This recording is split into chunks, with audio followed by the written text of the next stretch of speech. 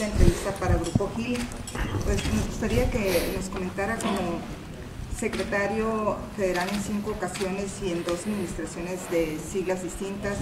¿Es para usted esto una ventaja? Yo creo que sí. Estas 5 secretarías me permitieron conocer al país en muy diferentes ángulos. Incluso antes de las secretarías me tocó caminar y recorrer el país viendo los retos rurales, los retos de crédito, viendo al país en su energía y en sus retos en materia energética, lo que tenemos que superar en materia de pobreza, buscando que la estabilidad se tradujera en beneficios para la familia, en comida en la mesa familiar, y buscando y trayendo lo mejor de México al mundo, protegiendo a los migrantes, y esa visión muy completa ya de cuáles son los retos, de cómo los hemos venido superando, de en cuáles nos hemos quedado cortos, creo que permiten que sea uno mucho más asertivo en el diagnóstico, en las propuestas y en la forma de dar resultados. Desde las posiciones en las que ha estado y en los recorridos que ha hecho por el país, ¿ha podido identificar cuáles son los 3 problemas más grandes que ve en México? Mira, yo creo que hoy los retos más importantes que tenemos son primero el de seguridad. Es un tema que es condición necesaria para que tengamos desarrollo. La obligación central de un gobierno es proteger la integridad de la persona, y esa seguridad trae consigo muchos otros elementos. Un buen Estado de Derecho es lo que nos ayuda a generar certeza y convicción. Tenemos que acabar con la corrupción y tenemos que darle más impulso a la economía familiar. Ante los diversos escándalos que han involucrado a políticos en el país, ¿cuál sería el compromiso de José Antonio Meade frente a la lucha contra la corrupción? A que no se maneje un solo peso al margen de la ley.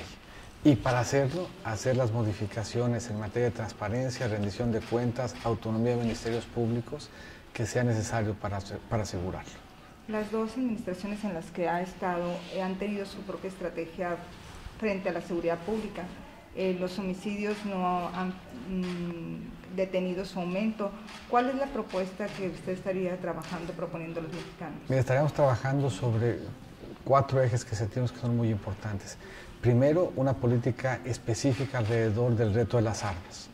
Segundo, una política que nos permita el que definamos de la misma manera los fenómenos delincuenciales, teniendo un código penal único que permita que cooperemos entre poderes en la solución del reto de seguridad, definiéndolo de la misma manera y permitiendo así que tengamos investigaciones contextualizadas, y así combatiendo las armas, combatiendo el recurso ilícito, con una sola definición en los delitos que más nos lastiman y con una investigación contextualizada que nos permita enfrentar los retos en la dimensión que tienen, habremos de recuperar mejores espacios de seguridad.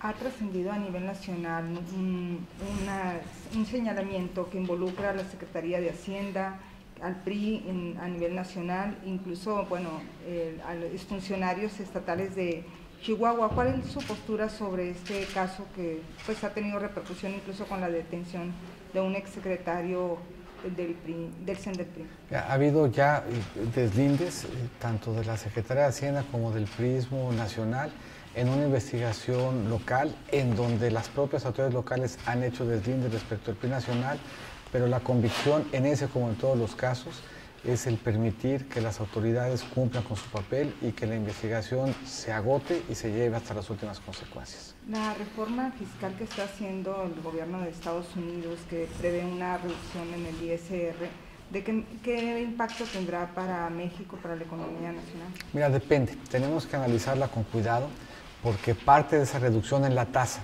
se dio ampliando la base y eliminando un número muy importante de deducciones.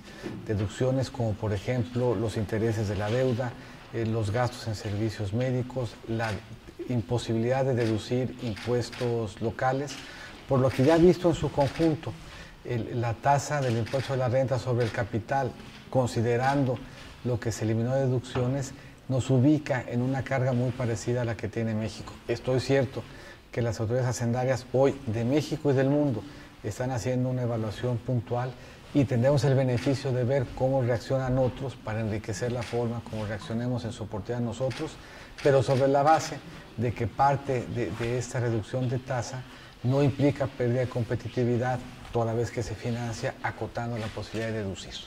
¿Cuáles son los problemas que ha identificado de Sonora y Baja California particularmente como un punto de atención que merecería acciones específicas? Yo creo que en el caso de Sonora, sobre todo en el caso de Sonora, que es una economía compleja, que es una economía que está muy diversificada, en donde cada uno de los sectores aporta.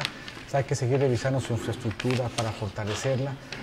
Tenemos retos de muy distinta índole en materia de infraestructura. El beneficio en el caso de Sonora de que es una entidad que se ha preservado segura en medio de muchos de los retos que vemos en otras entidades. Y yo creo que si completamos el marco de infraestructura para mantenerla vigente y que pueda seguir siendo Sonora una plataforma de crecimiento, eso le permitirá un gran dinamismo. En el caso de Baja California, tenemos el reto adicional de que hemos visto una California que ha sido muy poco dinámica y eso ha deprimido la actividad económica de Baja California y eso nos obliga a ver cómo fortalecemos, diversificamos a una economía que no ha tenido el impulso que le viene de fuera al que estábamos antes acostumbrados y nos lleva a tratar de diseñar junto con ellos una estrategia que diversifique, que fortalezca el mercado interno, que le permita apalancarse en otros sectores, destacadamente el de turismo, para complementar al de las manufacturas, que se ve deprimida cuando su principal socio y vinculación tiene un desempeño económico que no es extraordinario. ¿Hay en Baja California particularmente compromisos que se asumieron por el actual presidente Enrique Peña Nieto como candidato a un hospital general que ha quedado a medias, infraestructura vial, infraestructura para agua en Tijuana, el sistema de transporte? De llegar usted a la presidencia, ¿daría continuidad a estos proyectos? Yo creo que todo lo que ya se empezó, todos aquellos proyectos de infraestructura que nos dan competitividad, que tienen sentido, que guardan armonía con la visión de desarrollo que se tiene en la región, lo que tiene sentido desde el punto de vista fiscal, sin duda, es que se termine. Respecto a Baja California, ha sido un terreno difícil para el PRI. En la anterior elección solo tuvieron 2 triunfos en 2 de las 17 diputaciones locales y ninguna en el ámbito federal. ¿Cuál será ahí el trabajo que hará en ese estado? Sin duda mejorar.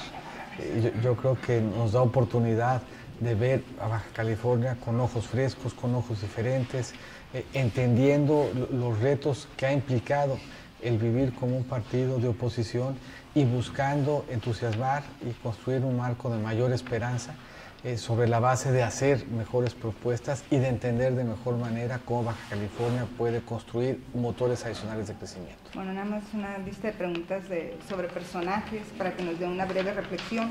¿Qué opinas sobre el presidente Enrique Peña Nieto? Yo creo que ha sido un presidente que encabezó grandes transformaciones. Luis Videgaray. Amigo de mucho tiempo. Miguel Ángel Osorio. Compañero de viaje y de equipo. Claudia Pavlovich. Gobernadora extraordinaria. Manlio Fabio Beltrones. Político experimentado y talentoso. Antonia Estiazarán. Amigo cercano y político emocionado. Andrés Manuel López Obrador. Hambre de poder. Ricardo Anaya. Anda confundido. Damián Cepeda. Lo conozco poco. Margarita Zavala. Aprecio y respeto. Jaime Rodríguez, el Bronco. Me parece un experimento interesante. Francisco Kiko Vega. Le tengo aprecio, creo que Baja California puede construir mejor destino. Juana Cuevas. Enorme cariño, amor y gratitud. Bueno, por último, nada más, su relación con la gobernadora Claudia Pavlovich. Muy buena, cercana, una gobernadora que ha hecho grandes esfuerzos por reconstruir tejido social, diálogo y viabilidad financiera en su estado.